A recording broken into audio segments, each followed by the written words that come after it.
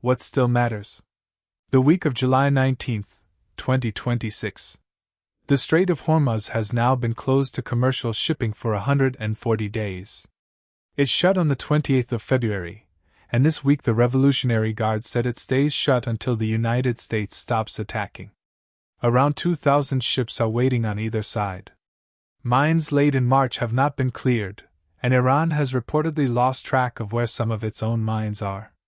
8 of the world's largest container carriers have stopped trying and are routing around the Cape of Good Hope instead. India's Directorate General of Shipping told its companies to stop putting Indian sailors on any vessel that transits the strait, after 2 seafarers were killed. About a quarter of the world's seaborne oil and a fifth of its liquefied natural gas used to pass through this waterway. Brent crude went above $100 in March for the first time in 4 years, and reached $126. What changed this week is who is being hit. On the 17th of July, Iran ran what it called the Saegheh operation, striking Bahrain, Kuwait, Oman, Qatar, Jordan, and an American position at Al-Tanf in Syria. Kuwait's power stations and desalination plants were damaged, a day after Kuwait's military shot down 32 drones. American strikes damaged a desalination plant at Jask, cutting water to about 10,000 people. On the 18th, Iran's Deputy Foreign Minister Kazem Garibabadi said Iran is no longer implementing the Islamabad Memorandum, the agreement President Trump and President Pezeshkian signed on the 17th of June to end the war. 2 American soldiers were killed in Jordan. The Gulf monarchies spent 2 decades trying to stay out of a war between Washington and Tehran. They are in it now, and what is being destroyed is the water and power infrastructure that makes desert countries livable.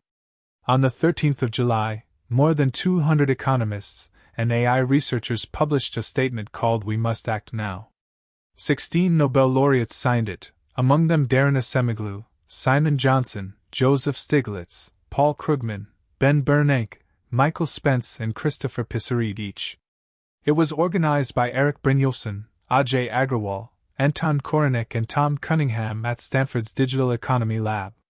The unusual part is the other names on it: Jeff Dean from Google DeepMind, Jack Clark from Anthropic, OpenAI's finance chief Sarah Fryer, and its chief economist Ronnie Chatterjee, along with Eric Schmidt, Reid Hoffman, and Yoshua Benjo. Korinek put the argument in one sentence: steam, electricity, and computers each gave societies decades to adapt, and AI may give us only a few years. Acemoglu and Johnson won their Nobel in 2024 for work arguing that technology does not automatically raise living standards, and that the outcome depends on who controls how it gets deployed. They are asking governments to build institutions before the transition rather than after it. The executives running the labs signed the same page. On the 10th of July, Apple sued OpenAI in federal court in Northern California, naming IO Products, the hardware company OpenAI bought from Johnny Ive, as a defendant too. Apple says OpenAI has hired around 400 former Apple employees and used them to take hardware designs. 2 people are named. Tang Tan, who ran product design for the iPhone and Apple Watch and left in February 2024, is accused of using confidential Apple project codenames in job interviews to draw candidates out, and of telling Apple employees to bring real parts to interviews for show and tell sessions. Chan Liu, an electrical engineer with 8 years at Apple who joined OpenAI in January, allegedly kept his work laptop and found a bug that let him reach Apple's network storage after he had left. Apple's filing quotes his message about it. "LOL, I found out I can access the network storage, so funny." OpenAI replied on the 14th that it is not aware of any evidence the complaint has merit, and defended people's freedom to work wherever they choose. Apple wants an injunction and damages.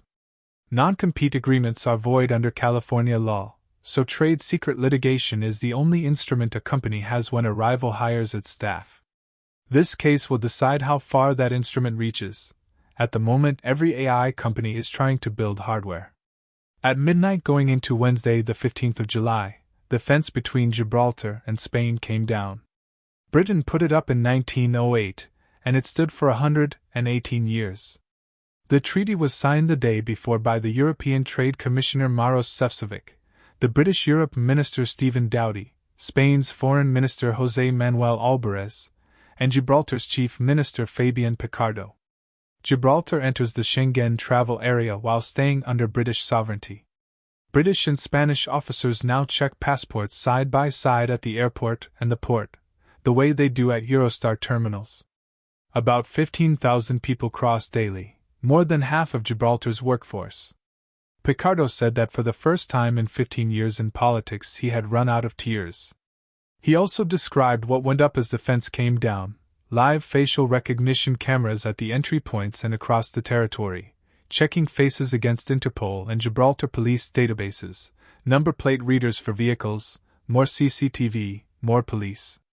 His phrase for it was that the fortress has become a digital fortress now. A hard European land border was removed and a biometric one was switched on the same night, and the second one is much harder to see. Meta launched an image tool called Muse Image on the 7th of July. One feature let anyone generate AI pictures of anyone else by typing an @ and a public Instagram handle. Every adult public account was enrolled by default.